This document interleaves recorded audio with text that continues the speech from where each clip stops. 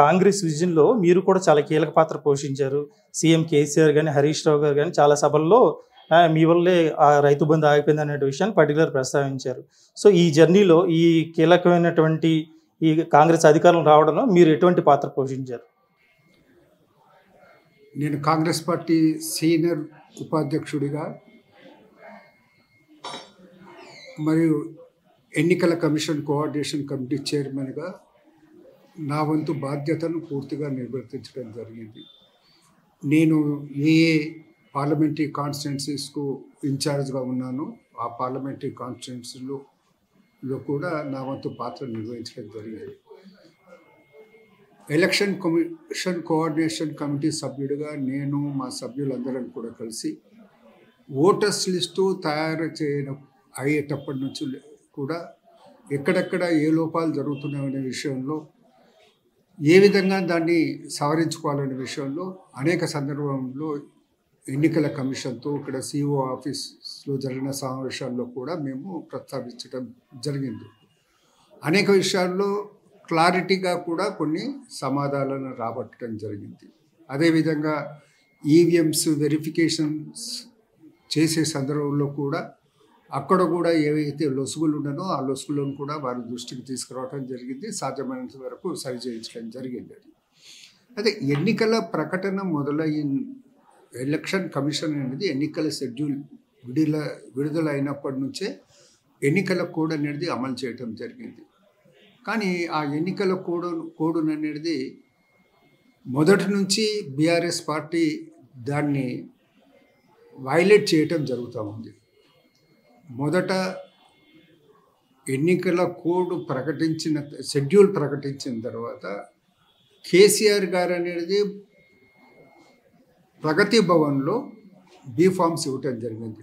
స్టార్టింగ్లో ఒక సమావేశం జరిగినప్పుడు మెజార్టీ బీ ఫామ్స్ అనేది తెలంగాణ భవన్లో ఇవ్వటం జరిగింది. ఆ తర్వాతనే చాలా వరకు అనేది వచ్చిన వారికి అనేది ప్రగతి భవన్లో బీ ఫామ్స్ అనేది ఇవ్వటం జరిగింది. దాని మీద మేము ప్రొటెక్ట్ చేయటం జరిగింది. ప్రగతి భవన్ అనేది అది ఒక గవర్నమెంట్ ప్రాపర్టీ.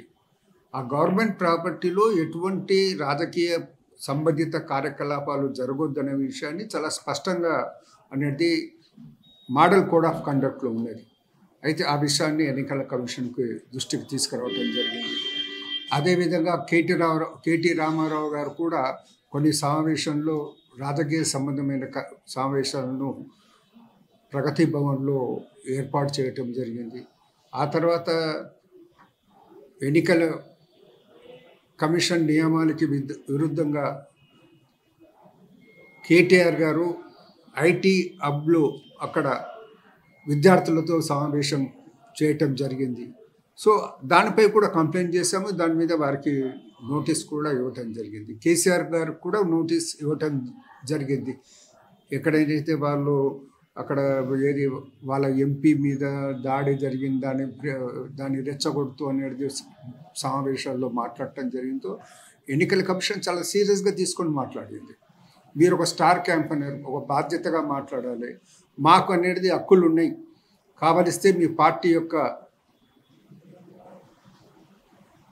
రికగ్నిషన్ రద్దు చేసే అధికారం కూడా మాకు ఉంది, కానీ అంత ఎక్స్ట్రీమ్గా మేము పోవటం లేదు, మీరు సరిదిద్దుకోవాలనే మాట వారు చెప్పడం జరిగింది.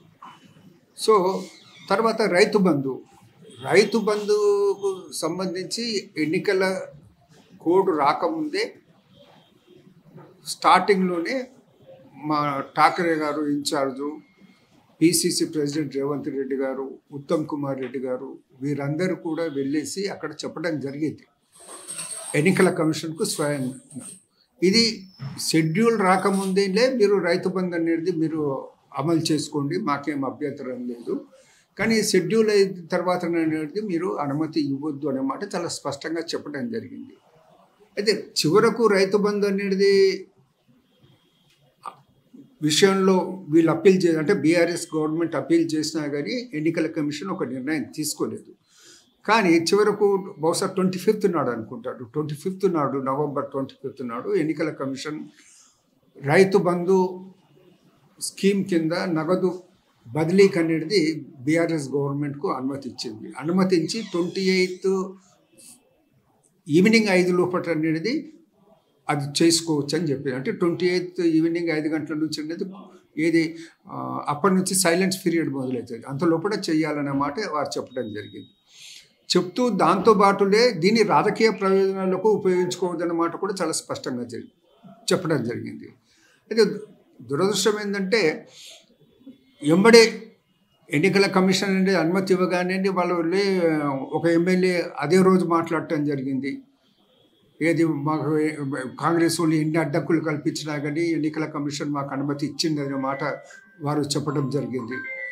ఆ తర్వాత హరీష్ రావు గారు కూడా మహబూబాబాద్లో తర్వాత ఆలేరులో ఎన్నికల సమావేశంలో మాట్లాడుతూ ఆయనలే కాంగ్రెస్ వాళ్ళు ఎన్ని అడ్డంకులు వేసినాను అడ్డుకాలు వేసినా కానీ ఎన్నికల కమిషన్ అనేది మనకు అనుమతినిచ్చింది. ఈ 3 రోజుల మధ్యలో అనేది హాలిడేస్ ఉన్నాయి. ఆ తర్వాత 28వ తారీఖు మార్నింగు మీరు ఉదయం బ్రేక్ఫాస్ట్ చేసే లోపల మీ ఫోన్లు రింగు మోగుతాయి, మీకు అనేది మెసేజ్ వస్తుంది, మీ అకౌంట్లో అమౌంట్ పడ్డదనే మెసేజ్ వస్తుంది అని వారు చెప్పడం జరిగింది. కాంగ్రెస్ వాళ్ళు అడ్డం పడ్డా కానీ అది ఏది ఎన్నికల కమిషన్ అనుమతి ఇచ్చిందన్న మాట చెప్పడం జరిగింది. అది నేను చూసిన తర్వాత ఇమ్మీడియట్గా అనేది నేను ఎన్నికల కమిషన్కు ఆ క్లిప్పింగ్తో పాటు అనేది రిపోర్ట్ చేయటం జరిగింది. సిఓ వికాస్ రాజ్ గారి దృష్టికి తీసుకురావటం జరిగింది. మీరు అనుమతి ఇచ్చారు, ఇట్స్ ఓకే, వీఆర్ నాట్, మాకేం ఆబ్జెక్షన్ లేదు. కానీ ఎన్నికల ప్రచారంలో ఉపయోగించొద్దని మీరు ఏదైతే ఆంక్ష పెట్టిండ్రో ఆ ఆంక్షను అనేది వాళ్ళు పాటించటం లేదు. ఆ ఆంక్షలు పాటించే విధంగా ప్రయత్నం చేయాలి అని మేము ఆంక్షలను మాత్రమే విధించమని చెప్పడం జరిగింది. రైతు బంధును ఆపుమని మేము చెప్పడం జరగలేదు. అయితే ఎన్నికల కమిషన్ అన్ని విషయాలను పరిశీలించి ఇమ్మీడియట్గా వాళ్ళే రైతు బంధు అనుమతికి వారు ఇచ్చిన పర్మిషన్ను వాళ్ళు విత్డ్రా చేసుకోవటం జరిగింది. అది బహుశా అది 27th నాడు జరిగింది. సో ఇమ్మీడియట్గా కేసీఆర్ గారు, కేటీఆర్ గారు, హరీష్ రావు గారు నా పేరు తీసుకొని బహిరంగ సభల్లో మాట్లాడటం జరిగింది. నా వలన, నా లెటర్ వలన వాళ్ళనేది ఆపేసిన లెక్క దానిలే కాంగ్రెస్కు వ్యతిరేకంగా ఒక వాతావరణాన్ని ఏర్పాటు చేసే ప్రయత్నం చేయటం జరిగింది. నేను ఇమ్మీడియట్గా ప్రెస్ కాన్ఫరెన్స్ పెట్టి చెప్పడం జరిగింది. ఎలక్షన్ కమిషన్ నోటీస్ కూడా తీసుకోవడం జరిగింది. నేను రాసిన లెటర్లో ఎక్కడనైనా ఒక వర్డు రైతు బంధును ఆపమని మేము కోరడం జరిగిందా, అది చూసి అనేది మీరు మాట్లాడండి. మేము కోరింది ఒకటే, మీరు రాజకీయంగా ఎన్నికల్లో ఉపయోగించకుండా చూడమని ఆంక్షలు విధించమని మాకు చెప్పడం జరిగింది. రైతు బంధును ఆపమని చెప్పలేదు మేము. ఇమ్మీడియట్గా మా పిసిసి ప్రెసిడెంట్ రేవంత్ రెడ్డి గారు కూడా చెప్పిండ్రు, మేము అధికారంలోకి వచ్చిన 10 రోజుల లోపల మేము అనేది 15,000 రూపాయలు అనేది రైతు బంధు ఖాతాల్లో వేస్తామని వారు కూడా ప్రకటన చేయటం. అయితే మాది చాలా స్పష్టంగా మా ఆలోచన ఉంది రైతు బంధు విషయం. రైతులకు వ్యతిరేకంగా పోయే పరిస్థితి కాంగ్రెస్ పార్టీకి లేదు. మేము గతంలో కూడా రైతులకు మేలు చేసే కార్యక్రమాలే చేశాము. అవే కార్యక్రమాలు వీళ్ళు కొనసాగిగా కొద్దిగా ఎక్కువ తక్కువ చేసి ఉన్నాం, అది వేరే మాట. కానీ మొత్తం ఇంతకుముందు ఎవరేం చేయలేదు మేమే చేసామనేసి ప్రచారం చేసుకుంటూ అది తప్పు. కానీ చివరికి ఏంటంటే మాకు సంతోషం ఏంటంటే తెలంగాణ అనేది కాంగ్రెస్ పార్టీ ఇచ్చినా కానీ కేవలం సోనియా గాంధీ గారి ఇనిషియేటివ్ తోటి తెలంగాణ రావటం జరిగింది. అయినా కానీ కేసీఆర్ యొక్క మాయా మాటల్లో పడి 2 సార్లు కాంగ్రెస్ పార్టీని తెలంగాణ ప్రజలు దూరం ఉంచారు. ఇప్పుడు కేసీఆర్ ఎంత మాయగాడో ఎంత జిత్తులమారో అని తెలవటం జరిగింది. కాబట్టి ఈరోజు మళ్ళీ కాంగ్రెస్ పార్టీకి అధికారాన్ని కట్టబెట్టి ఈ రూపంన మా కృతజ్ఞతను సోనియా గాంధీకి తెలుసుకోవడానికి ఒకటి అవకాశం అనేది తెలంగాణ ప్రజలు అది కోరుకున్నారు. ఆ విధంగా జరిగింది. అందుకు మాకు సంతోషంగా ఉంది.